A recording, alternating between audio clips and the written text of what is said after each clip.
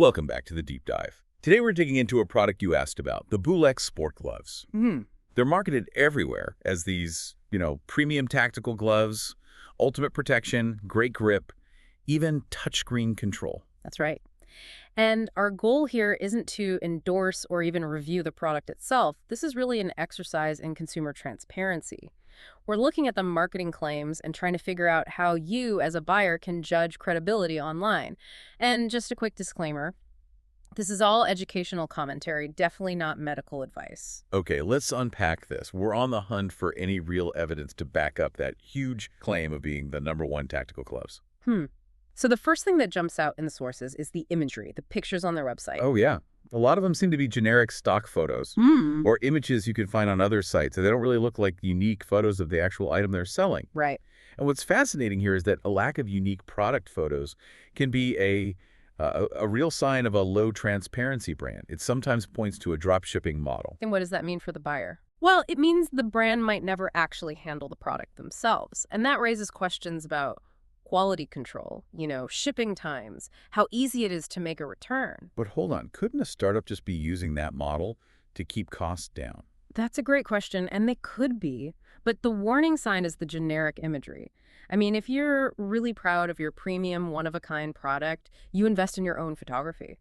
When you see pictures you've seen elsewhere, it suggests they might just be reselling something from a mass supplier. The sourcing becomes really unclear. Okay, that makes sense. So moving on from the pictures, let's talk about the marketing pressure. The website is full of things like up to 50% off for a limited time only. It's a classic tactic to create urgency. Exactly. And when you pair that with these huge claims, like being #1, you start looking for the proof. Which brings us to their supposed media features. Precisely.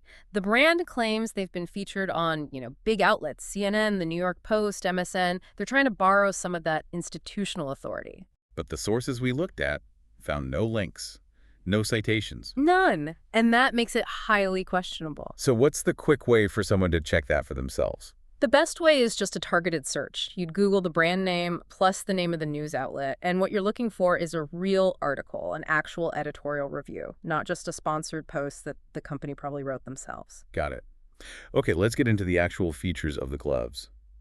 The product page lists things like touchscreen fingertips, HydroGuard lining, thermal insulation. They sound impressive. They do sound impressive, but the problem is they're incredibly generic.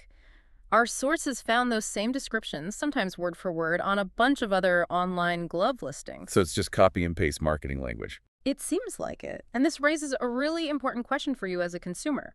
Without any technical details, how can you verify the performance? I mean, a truly premium product would give you specifics, like a denier count for fabric strength or an official IP rating for water resistance, not just HydroGuard. Yeah.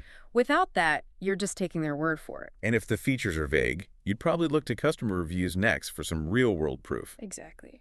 The official BooLex website, of course, is filled with glowing 5-star reviews.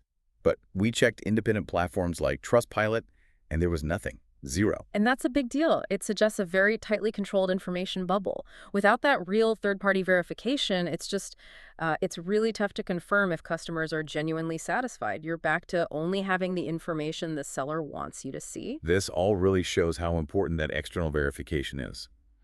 The analysis points to several, potential red flags. Reused photos, unproven media claims, generic descriptions.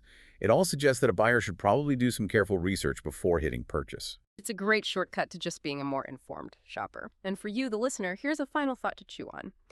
Beyond these gloves, think about this. How much more weight do you give to one negative review on an independent site compared to, say, 5 perfect reviews on the seller's own website? It's something to consider next time you're about to buy something online.